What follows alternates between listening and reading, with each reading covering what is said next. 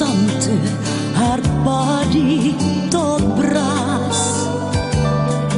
Zij zong daar bij heel leuke wijsjes. En Gronjo die lag in het gras. En Gronjo die hield van Sarina. En kroop daarom steeds dichterbij.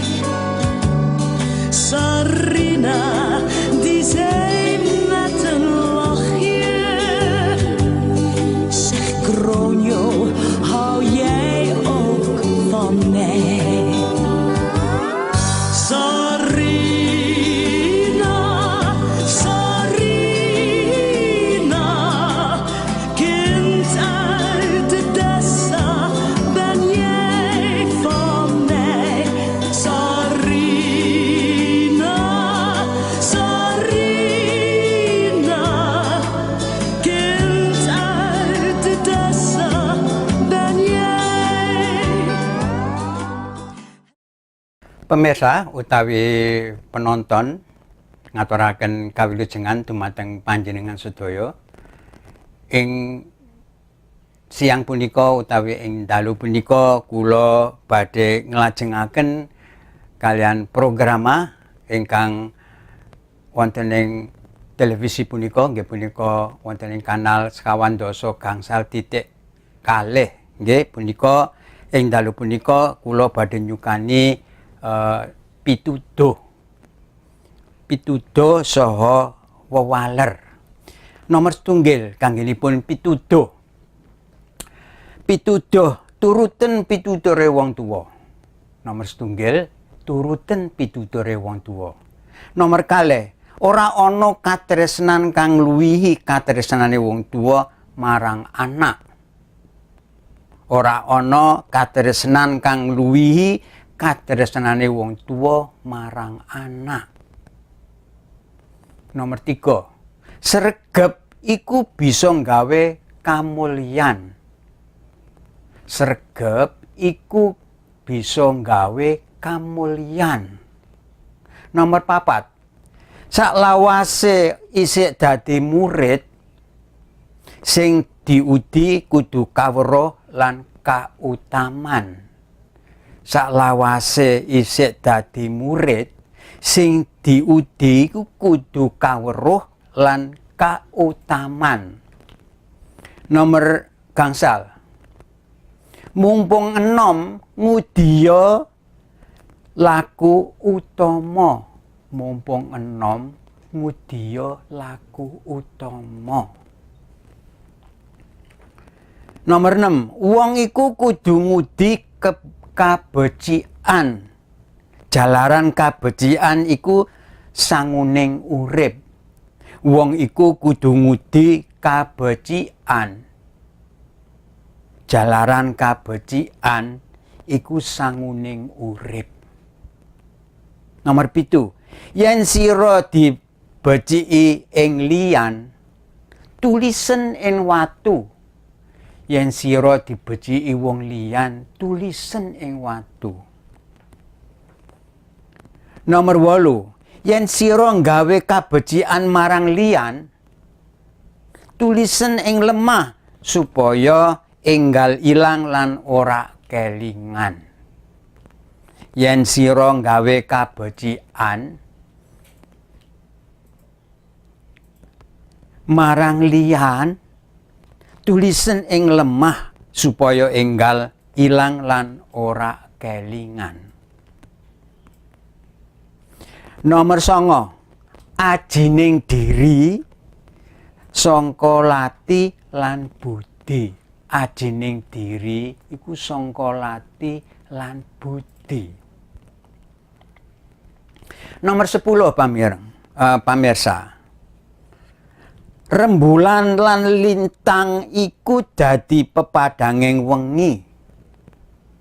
Srengenge iku dadi pepadanging rahina. Kawruh piwulang lan angger-angger iku dadi pepadanging jagat tetelu.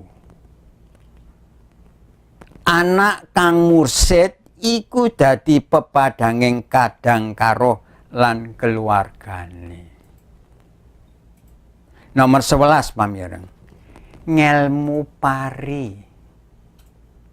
Ngelmu pari ku isi saya temungkul.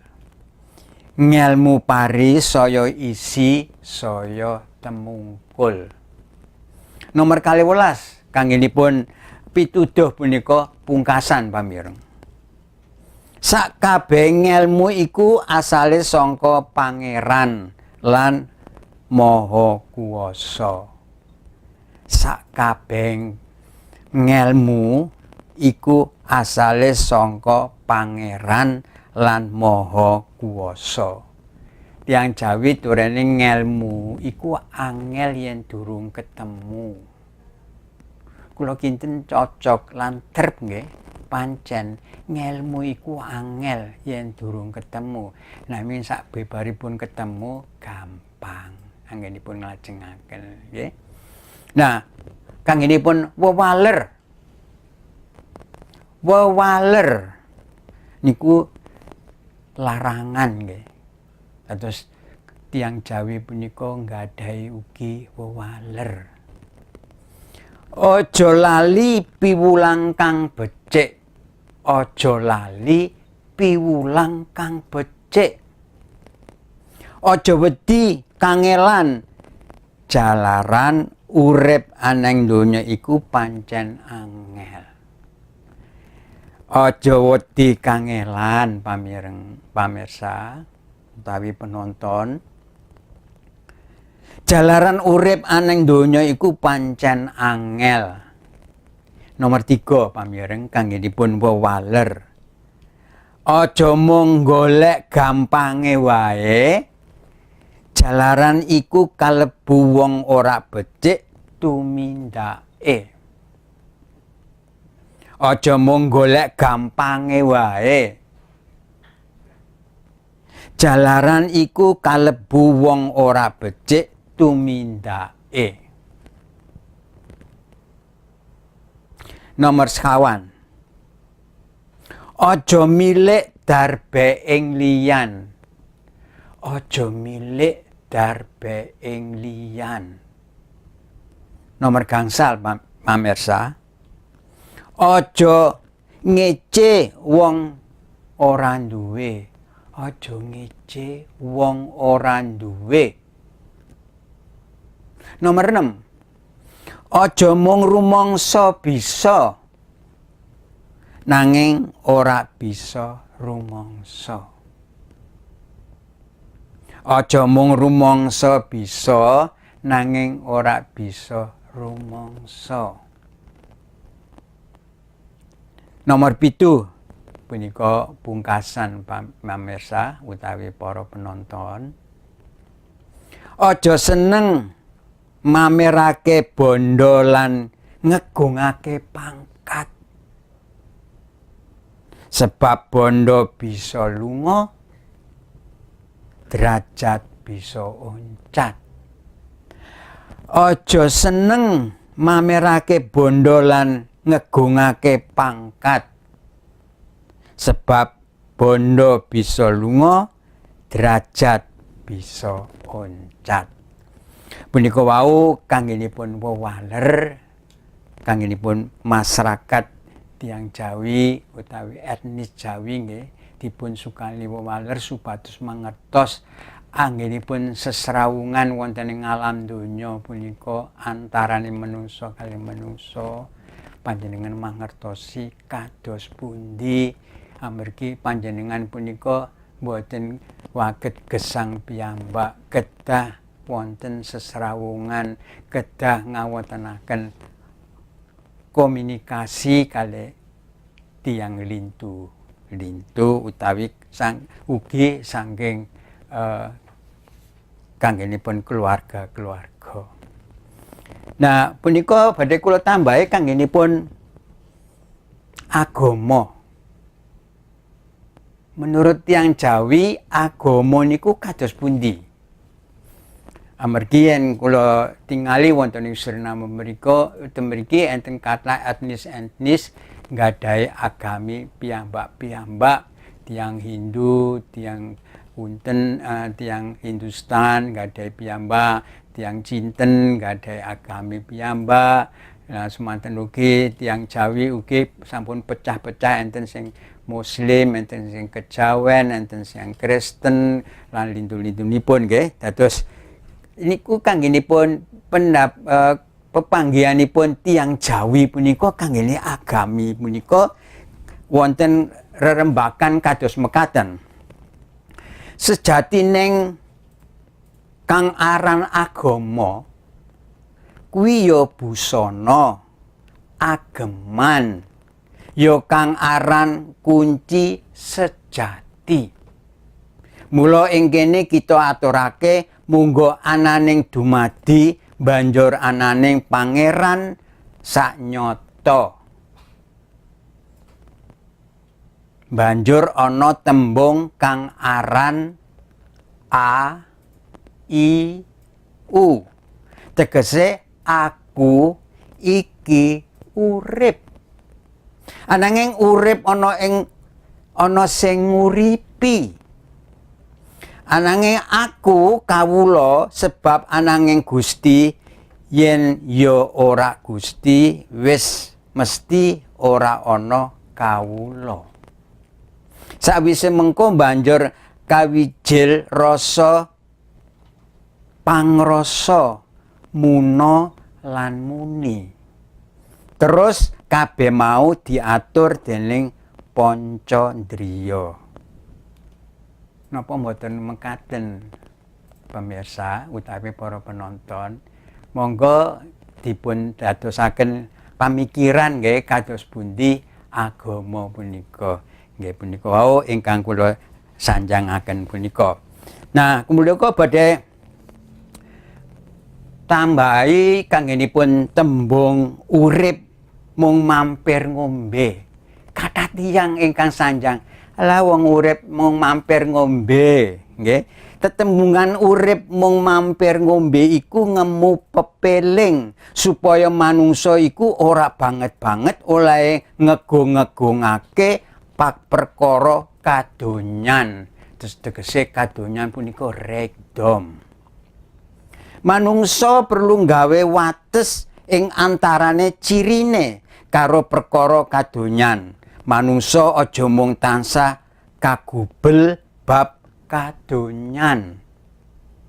Amarga bondo donya sing wis diklumpukake iku ora bakal digawa menawa manungsa bali menyang alam kelanggengan. Iki ora ateges menawa urip iku kudu ngungkurake kadonyan. Nanging saora-orane aja ulap marang gebryaring kadonyan. Manungsa kudu bisa ngendhaleni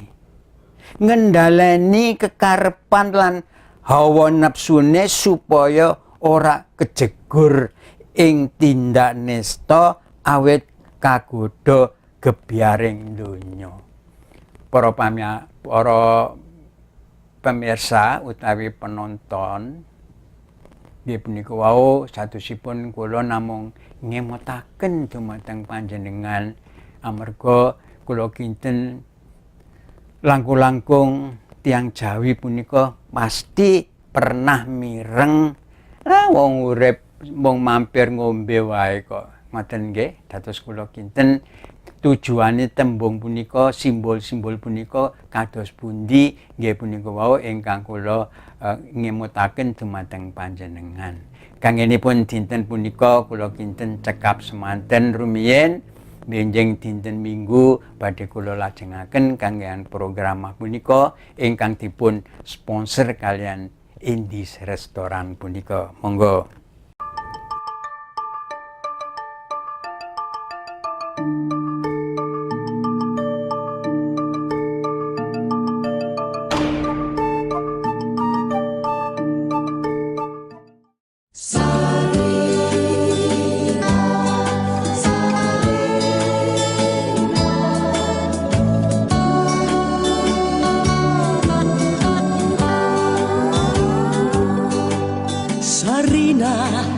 een kind uit de Dessa. Zij stampte haar body tot braas. Zij zong daar bij heel leuke wijsjes. En Gronjo die lag in het gras. En Gronjo die hield van